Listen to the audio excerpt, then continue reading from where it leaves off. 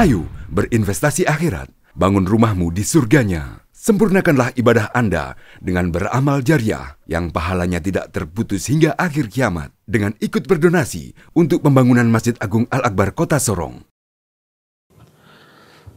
Assalamualaikum warahmatullahi wabarakatuh. Alhamdulillah. Alhamdulillahilladzi hadana lihada wa ma kunna linahtadiya laula an hadana Allah. Wa ashhadu an la ilaha illallah wahdahu la syarika lah. Wa ashhadu anna Muhammadan abduhu wa rasuluh, khaliluhu wa safiyuh, la nabiyya wa la rasula ba'dah. Allahumma salli wa sallim wa barik alaihi wa ala alihi wa ashabihi wa man istanna bisunnatihi ila yaumil qiyamah. Thumma amma ba'd. Hadirin jamaah salat maghrib rahimani wa rahimakumullahu ta'ala. Alhamdulillah atas taufik dari Allah Subhanahu wa ta'ala, sehingga pada malam hari ini kita bisa hadir di masjid yang mubarak ini untuk melaksanakan kewajiban kita, melaksanakan salat maghrib berjamaah. Dan alhamdulillah dapat kita lanjutkan dengan duduk di majelis ilmu. Mudah-mudahan kehadiran kita dan duduknya kita di majelis ilmu ini kelak akan menjadi pemberat timbangan amal soleh kita di yaumil akhir. Amin ya rabbal alamin. Salawat dan taslim senantiasa kita haturkan kepada tauladan kita, qudwah kita, Khalilullah, Sayyidu waladi Adam, Nabiullah Muhammad sallallahu alaihi wasallam beserta keluarga beliau, sahabat-sahabat beliau, para tabi'in dan tabi'ut tabi'in, serta kita memohon kepada Allah Subhanahu wa taala semoga kelak Allah mengumpulkan kita bersama dengan beliau sallallahu alaihi wasallam di surganya Allah. Amin ya rabbal alamin. Hadirin wal hadirat rahimani wa rahimakumullahu taala. Pada pertemuan yang lalu di majelis yang pertama kita telah membahas tentang tujuan diciptakannya kita di dunia ini, dan juga bahwasannya ibadah yang Allah perintahkan kepada kita pada hakikatnya adalah perintah untuk bertauhid. Semua ibadah yang dilakukan tanpa tauhid, tanpa didasari dengan tauhid, maka akan sia-sia. Maka dari situ kita tahu betapa pentingnya tauhid. Dan juga kita telah membahas secara ringkas tentang makna dari tauhid dan apa saja yang harus kita lakukan, hal-hal apa yang merupakan konsekuensi dari tauhid itu sendiri. Dan kita tahu bahwasanya tauhid itu mencakup rububiyah, uluhiyah, serta al-asma was sifat.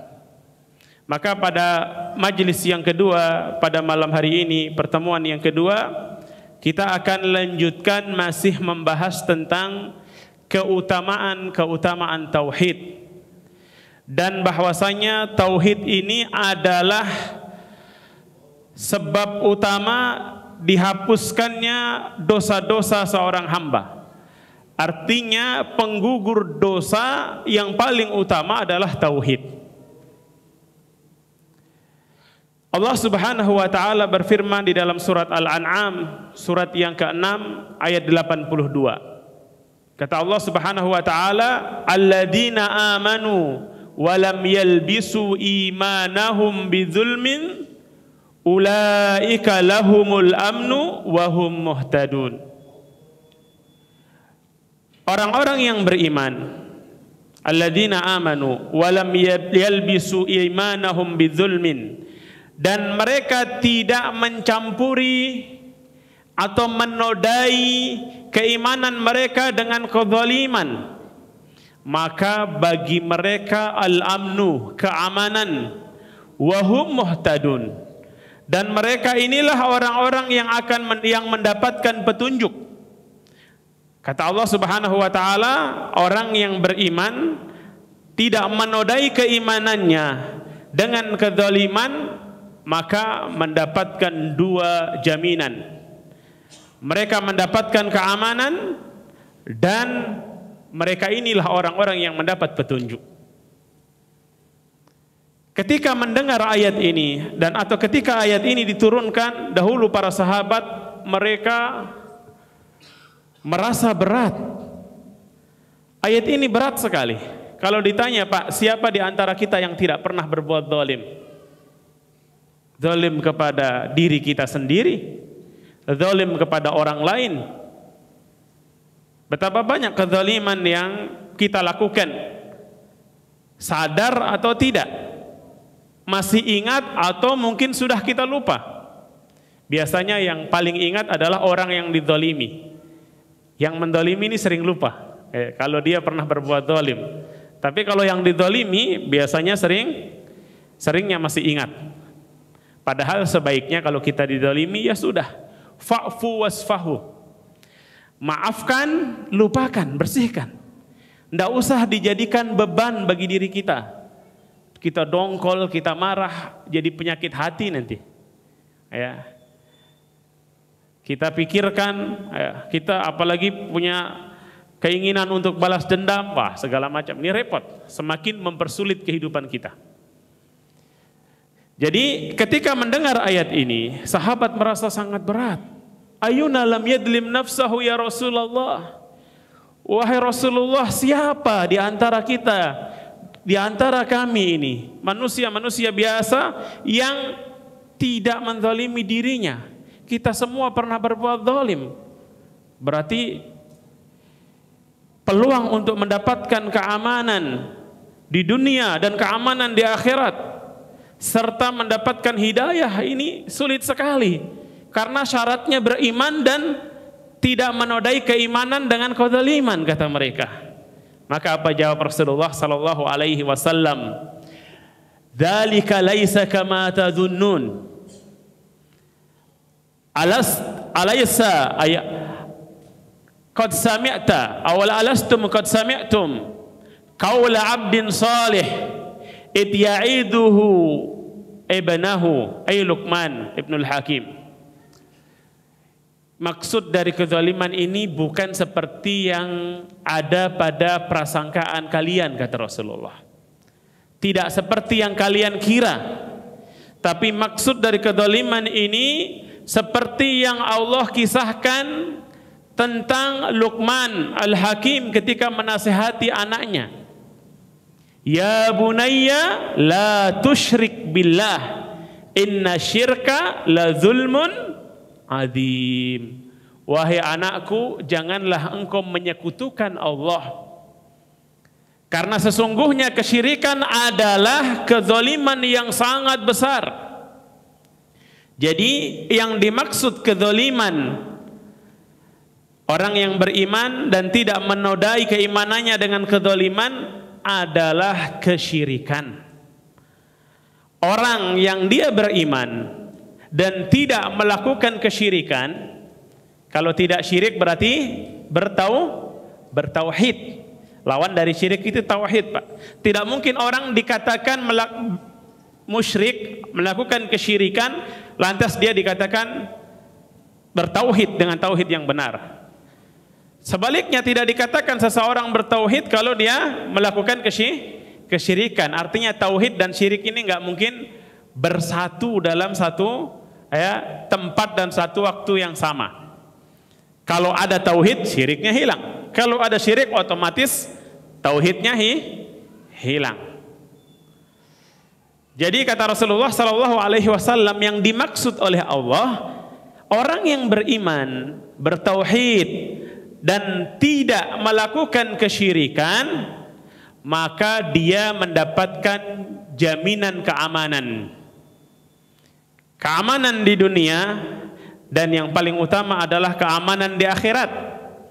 Keamanan dari apa? Dari api neraka.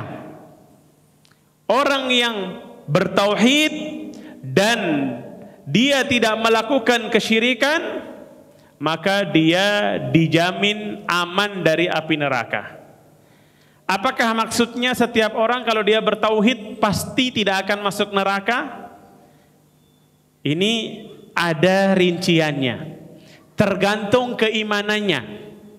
Kalau keimanannya adalah keimanan dasar, artinya bertauhid, tetapi keimanannya bukan keimanan sempurna, dia dapat jaminan keamanan, aman dari kekal di dalam neraka. Maksudnya apa? Orang yang bertauhid pasti tidak akan kekal di dalam neraka. Orang yang bertauhid kalau mati dalam kondisi bertauhid, kalau bertauhid berarti tidak musyrik. Tapi dia punya dosa besar, melakukan maksiat yang lainnya, dia dijamin tidak kekal di neraka. Tapi apakah dia bisa masuk neraka? Jawabannya bisa. Ya. Kata Allah Subhanahu wa taala dalam Al-Qur'an di ayat yang lain, "Innallaha la yaghfiru ay yushraka bih wa yaghfiru ma duna dzalika liman yasha." Sesungguhnya Allah Subhanahu wa taala tidak mengampuni yang menyekutukan Allah, tidak mengampuni kesyirikan, ayyusyraka bih. Allah disekutukan tidak akan diampuni. Wa yaghfiru ma duna dzalik, dan Allah akan mengampuni dosa-dosa yang di bawah kesyirikan, dosa yang levelnya di bawah kesyirikan bagi siapa saja yang Allah kehendaki. Artinya apa? Kalau seseorang mati tidak membawa dosa syirik, jaminan surga jelas. Dia pasti akan masuk surga. Tapi tidak ada jaminan bagi dia harus surga langsung tanpa neraka. Kalau dia mati dalam kondisi bertauhid tapi membawa dosa-dosa besar yang lain. Kalau Allah berkehendak, Allah bisa mengampuni dia dan dia langsung surga. Kalau Allah berkehendak, dia akan dibersihkan dulu di neraka. Ini yang pertama. Ini yang disebut dengan mutlaqul aman. Dapat jaminan keamanan, tapi keamanan yang dasar. Dia pasti masuk surga, tapi belum tentu langsung surga. Bisa singgah dulu, dicuci dulu di neraka.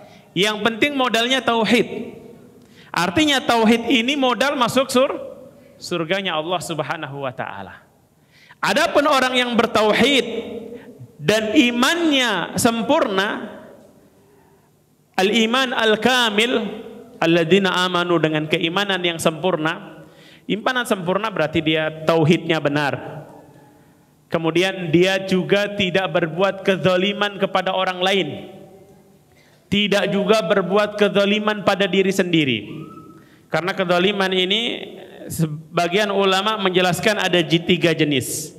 Yang pertama kezaliman yang paling besar, yaitu kezaliman kepada Rabb, kepada Allah Subhanahu wa taala, berbuat syirik.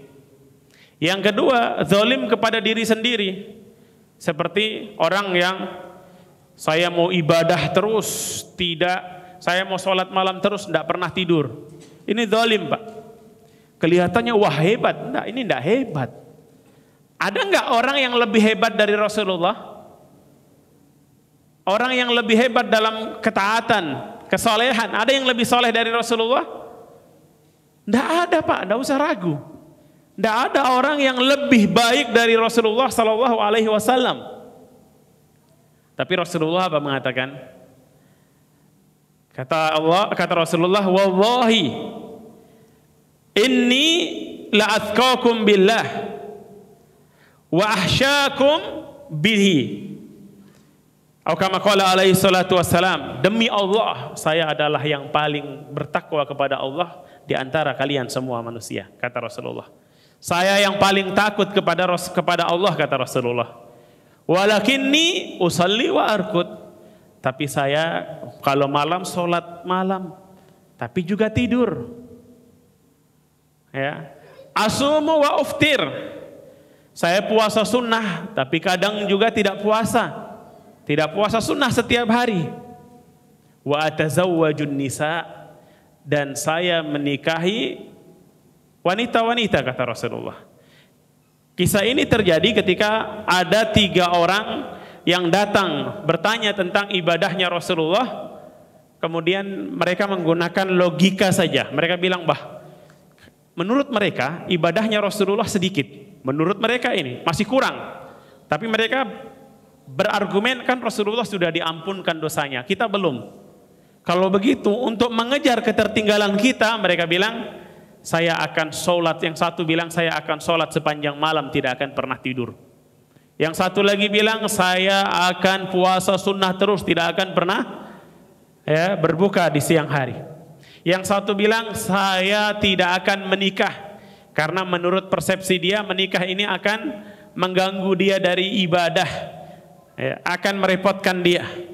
Semua dibantah oleh Rasulullah SAW.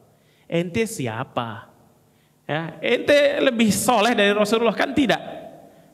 Wa khairul huda huda Muhammadin SAW.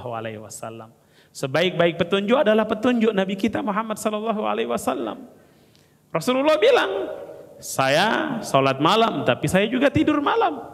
Saya puasa di siang hari tapi kadang nggak puasa. Saya menikahi wanita. Dan siapa yang membenci sunnahku, ini tadi sunnah artinya ajaranku kata Rasulullah, maka falaisa minni, maka bukan dari golonganku. Diancam dengan ancaman yang serius. Jadi kalau kita berbicara tentang keamanan yang sempurna, ini diraih oleh orang yang siapa? Yang mereka keimanannya juga sempurna. Kalau keimanannya sempurna, jaminannya keamanan yang sempurna. Maksudnya apa? Di akhirat masuk surga tanpa adab, bahkan tanpa hisab. Tidak perlu mampir dulu di neraka. Dia langsung ke surga. Ini orang-orang yang imannya sempurna, tauhidnya benar, dia tidak melakukan kedzaliman terhadap dirinya tadi dan juga kedzaliman kepada orang lain. Karena kedzaliman tadi ada 3. Tapi orang yang dia tidak melakukan kedzaliman jenis pertama, yaitu kesyirikan, tapi masih jatuh kepada kedzaliman-kedzaliman yang lain, yang 2 tadi, maka dia dapat mutlaqul amn, jaminan keamanan yang dasar. Apa? Pasti masuk surga. Tapi bisa jadi harus dibersihkan dulu di neraka. Ini dalil yang pertama bahwasanya tauhid itu adalah syarat untuk masuk surga, dan tauhid bisa menjadi penghapus dosa-dosa bagi orang yang melakukan dosa yang lain kalau Allah menghendaki. Kemudian dalam sebuah hadis yang diriwayatkan oleh Al-Imam Al-Bukhari dan Imam Muslim, dalam kitab Sahih Bukhari dan Sahih Muslim, kita tahu bersama bahwasanya Sahih Bukhari dan Sahih Muslim adalah kitab yang paling sahih di atas muka bumi ini setelah Al-Quran. Setelah Al-Quran, baru Sahih Bukhari dan Sahih Muslim. Maka Rasulullah SAW mengatakan dalam sebuah hadis, fa innallaha harrama 'alan nar man qala la ilaha illallah yabtagi bidzalika wajhallah. Maka sesungguhnya Allah Subhanahu wa taala telah mengharamkan neraka bagi siapa saja yang mengucapkan la ilaha illallah dengan mengharapkan wajah Allah. Hadis ini kelihatannya bertentangan dengan yang pertama atau tidak? Secara zahir, sekilas. Tadi bilang kalau dia keimanannya sempurna, jaminan mutlak. Kalau keimanannya tidak sempurna, ada kedzaliman-kedzaliman yang bukan syirik, maka apa? Mutlaqul aman, dapat jaminan yang dasar, yaitu masuk surga pasti, tapi belum tentu langsung. Sedangkan dalam hadis ini Rasulullah mengatakan Allah mengharamkan neraka. Kalau haram neraka berarti dia langsung surga atau tidak? Langsung surga. Bagi siapa? Bagi mereka yang mengucapkan la ilaha illallah dengan mengharapkan wajah Allah. Sekilas bertentangan atau tidak? Sekilas mungkin, tapi kalau kita lebih jeli sama sekali tidak. Kenapa? Karena Rasulullah mengatakan bagi orang yang mengucapkan la ilaha illallah dengan mengharap wajah Allah. Kalau dia ingin mengharapkan bisa melihat wajah Allah di akhirat, bisa mendapatkan balasan berupa pahala dari Allah Subhanahu wa taala. Orang yang berharap mendapatkan kebaikan dengan la ilaha illallah, dia harus melakukan konsekuensi dari la ilaha illallah tadi, bukan sekedar diucapkan. Jadi dia mengucapkan, dan dengan ucapannya tadi dia siap melakukan segala hal yang merupakan syarat agar bisa mendapatkan apa? Wajah Allah, bisa mendapatkan keridhaan Allah, bisa mendapatkan pahala dari Allah, bisa mendapatkan surganya Allah. Iya, konsekuensi dari tauhid diamalkan, termasuk melaksanakan kewajiban, meninggalkan larangan, meninggalkan segala macam kezaliman. Bukan sekedar saya ucapkan la ilaha illallah selesai, enggak. Ya. Orang yang dia benar-benar mengharapkan wajah Allah, maka dia akan ucapkan dengan lisannya ini sebagai pembenaran, dan sebelumnya didasari dengan keyakinan di dalam hati, kemudian dibuktikan dengan apa? Dengan amalan, Pak. 3 itu. Tidak hanya diucapkan. Ya.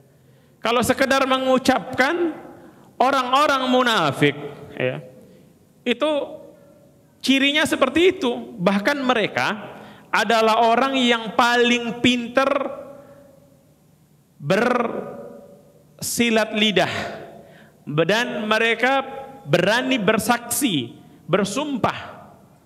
Coba ingat di dalam surat Al-Munafiqun, apa kata Allah? Idza ja'akal munafiqun, apa yang mereka katakan? Nashhadu innaka la Rasulullah. Kami bersaksi bahwasanya, inna ini penegasan, Pak, dalam bahasa Arab.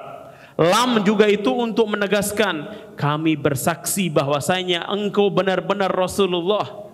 Itu yang dikatakan oleh orang munafik. Tapi apa kata Allah?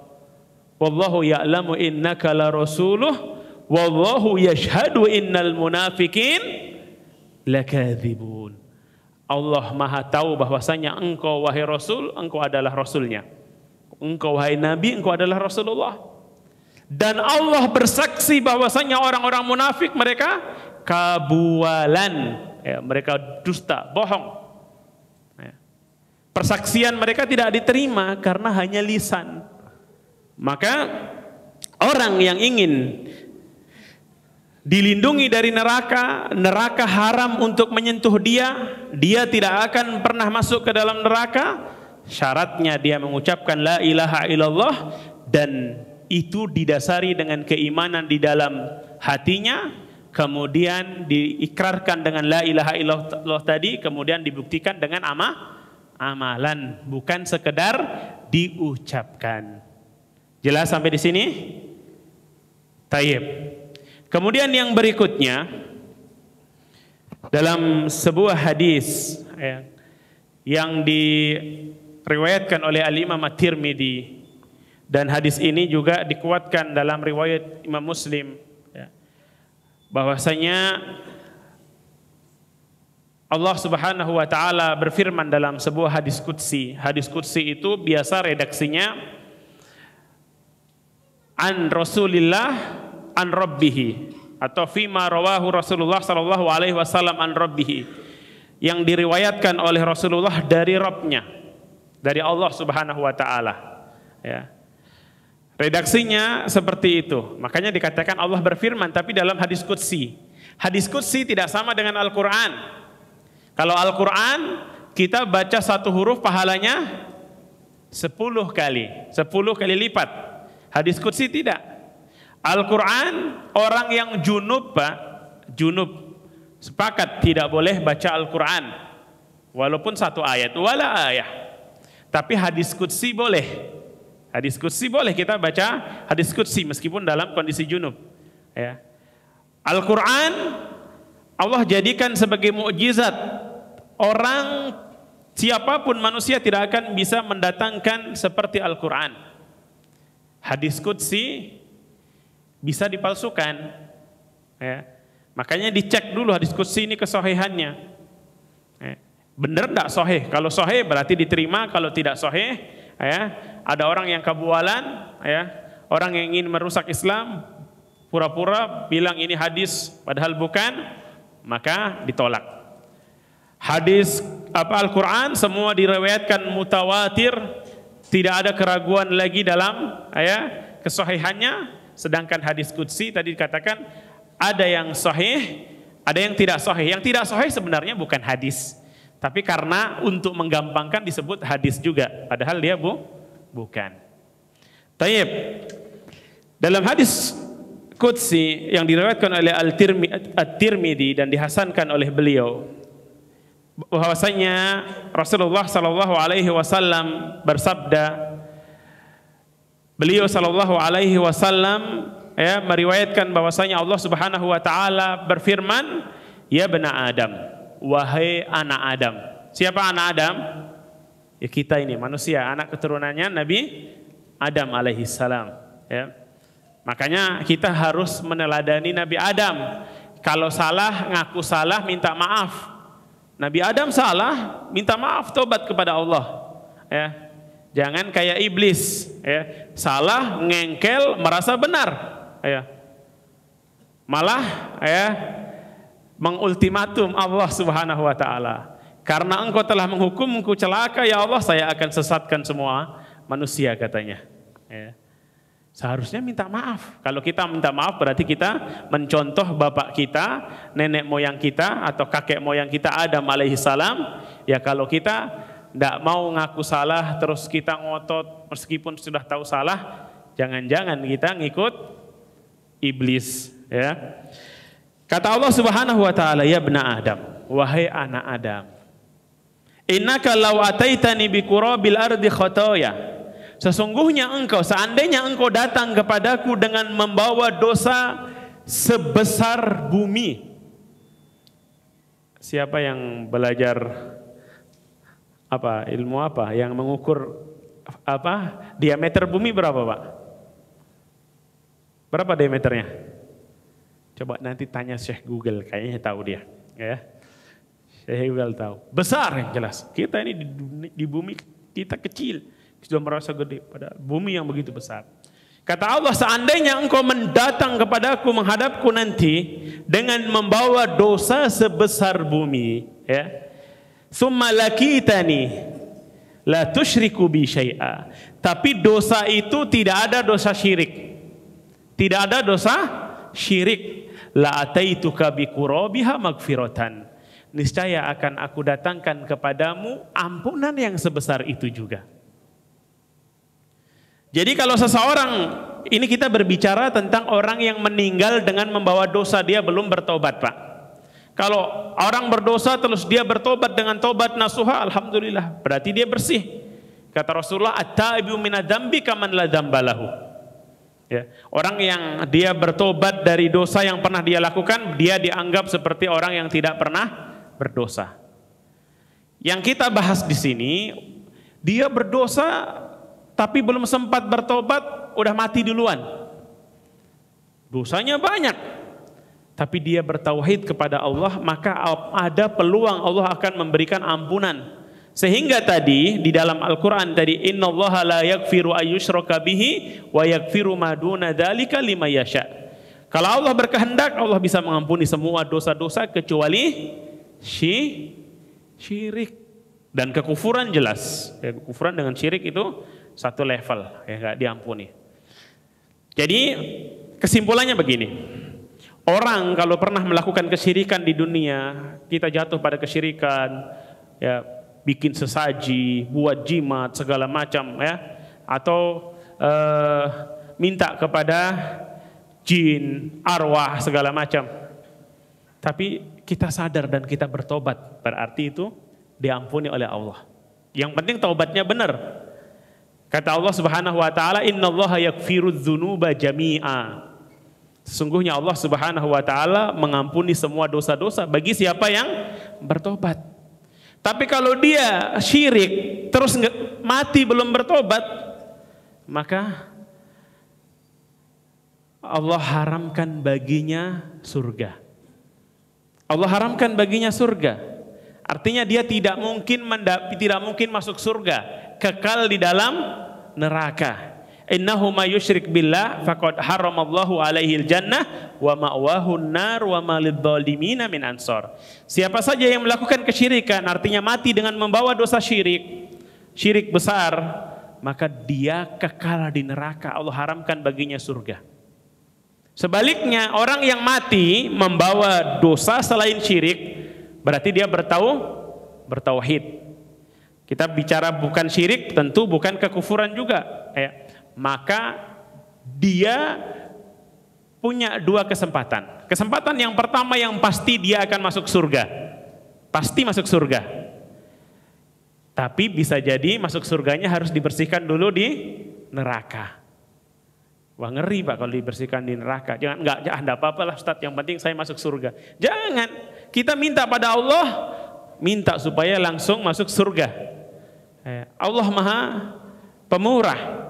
Bahkan kalau kita minta surga jangan tanggung-tanggung Pak. Aduh, saya ini ibadah sedikit Ustaz, saya mintanya emperannya surga saja. Enggak seperti itu ya. Kita diperintahkan oleh Rasulullah SAW, idza sa'altallah fas'alu, idza sa'altumullah fas'alul firdausal a'la. Kalau kalian minta pada Allah, minta surga firdaus yang paling tinggi. Ya. Repot Pak, minta emperan surga kalau ternyata meleset gimana?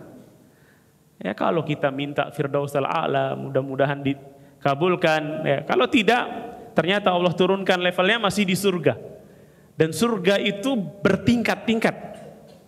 Level surga yang satu dengan yang lain itu jaraknya seperti langit dan bumi. Tapi surga itu semua VIP Pak. Nggak ada surga kelas ekonomi. Ya, minta surga kepada Allah. Ya. Jadi bagaimana caranya agar kita ada jaminan masuk surga?